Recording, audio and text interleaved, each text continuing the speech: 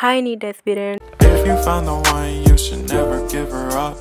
I think it's the सुबह के बजे थे 9 when I started my biology short notes reading. मेरे पास जो नोट्स है वो डॉक्टर पार्थ गोयल के नोट्स हैं और वो रहा मेरा स्टडी टेबल।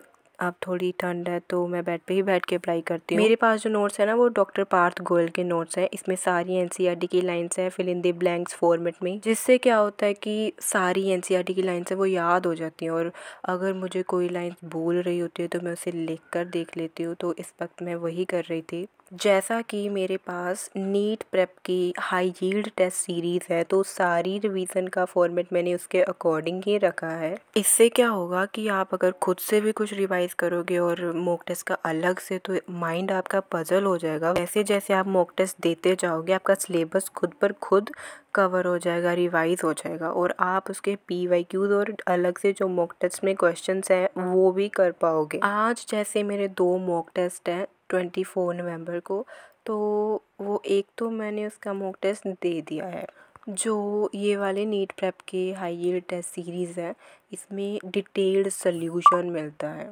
उसके साथ एनसीईआरटी की कौन सी लाइन से वो क्वेश्चन उठाया गया है वो पेज नंबर और लाइंस भी हाईलाइट की हुई होती हैं और इन मॉक टेस्ट की PDF भी डाउनलोड कर सकते हैं और मैंने तो प्रिंट करवाए हुए। और कभी कभी एक दिन में 2 मॉक टेस्ट भी होते हैं, जो पहले से हो चुका है उसका एक दूसरे दिन दोबारा से हो जाता है।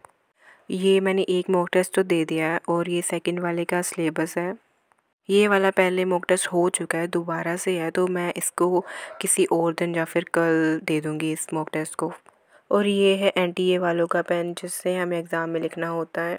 और शाम को था मेरी ट्यूशन का टाइम, केमिस्ट्री की ट्यूशन का। फिर उसके बाद जब मैं घर आई तो 7 बज गए थे लगभग, फिर मैं पढ़ने बैठ गई। मेरा जो मॉक टेस्ट का एनालिसिस अभी रहती थी वो मैंने पूरी कंप्लीट डिटेल से देखी, फिज़िक्स के एक एक क्वेश्चन को देखा और उसे देखने के बाद जब मेरी एनालिसिस पूरी ख़त्म हो गई तो मैंने फिर थोड़े बहुत बायोलॉजी के क्वेश्चंस किए। नीट प्रेप की वेबसाइट पे बहुत सारे फ्री में बायोलॉजी के क्वेश्चंस मिलते हैं, PYQ और मिनी क्वेश्चन बैंक की तरह। उसके अलावा मेरे पास बायो और फिज़िक्स केमिस्ट्री तीनों सब्जेक्ट्स की NCERT फिंगर टिप्स हैं। मॉक टेस्ट के एंड में हमें मिलती है समरी एनालिसिस, तो उसको चेक करके पता चलता है कि कौन से चैप्टर में से सबसे हाईएस्ट क्वेश्चंस आए थे और उसमें से कितने सही गए कितने गलत गए। फिर उसे चेक करके फिर वो आपका चैप्टर पक्का हो जाएगा। I hope you like this video. Bye bye, thank you. life changes when in love, yeah.